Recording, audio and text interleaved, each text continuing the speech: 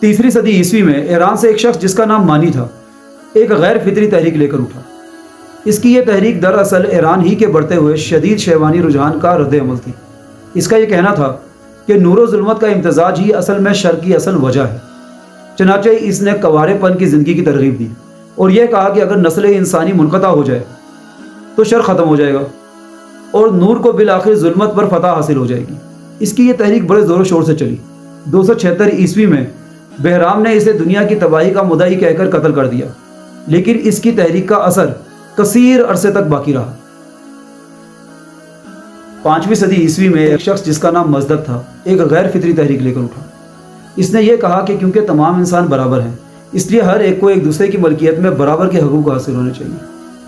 اب چونکہ مال اور عورت ہی دو ایسے عنصر ہیں جن کی انسان حفاظت کرتا ہے، چنانچہ ان میں مساوات کی سب سے زیادہ ضرورت ہے۔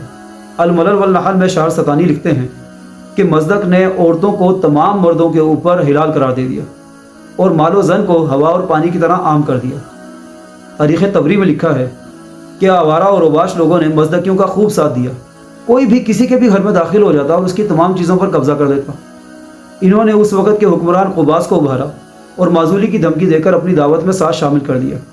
دیکھتے ہی عالم ہو گیا کہ نہ تو باپ بیٹے کو پہچان سکتا نہ ہی بیٹا باپ کو، اور کسی کا اپنی کسی ملکیت پر کوئی اختیار باقی نہ رہا۔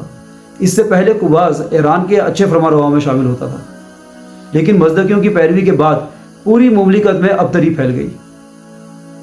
حضرت محمد صلی اللہ علیہ وآلہ وسلم کی بعثت سے پہلے فارس کے حالات یہ تھے کہ historians history of the world کے مطابق ایران کے 5ویں صدی کے حاکم یزدگرد دوم نے اپنی بیٹی کو اپنی زوجیت میں رکھا ہوا تھا۔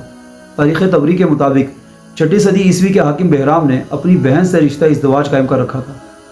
پروفیسر آرتھر کرسٹن سیل لکھتے ہیں کہ اس زمانہ میں ایران میں ایسا رشتہ عبادت اور قابل ثواب تھا۔ مشہور چینی سیاح ہوئن سیانگ لکھتے ہیں کہ ایران کی معاشرت اور قانون میں تعلقات ازدواج کے لیے کسی بھی رشتے کا استثناء نہیں تھا۔ آج کے زمانے میں جدت کے نام پر ہم جنس پرستی، میرا جسم میری مرضی، شہوانی آزادگی، pan sexual, LGBTQ، live in culture, یہ جدت نہیں بلکہ ماضی کے وہ تاریک گڑھے ہیں جن سے نسل انسانی کو باہر نکلنے میں صدیاں گزری۔ یہ در حقیقت روشن خیالی نہیں بلکہ انتہائی دقیانوسی، خود پسندی اور خواہش پرستی ہے۔